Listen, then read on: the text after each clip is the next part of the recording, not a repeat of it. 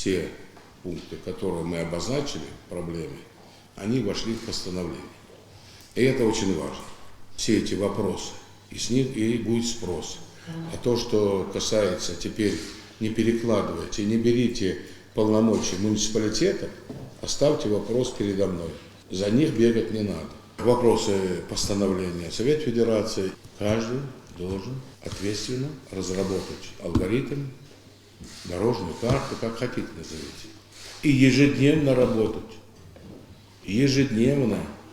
Сегодня главам говорю, вот это вот примирительское отношение мое к вам больше не будет.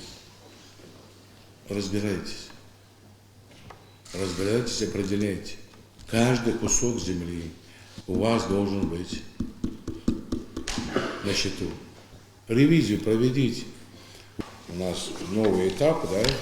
Давайте, если у нас устали главы, давайте набирайте, подбирайте из резерва людей, будем, значит, предлагать и быстренько товарищей менять.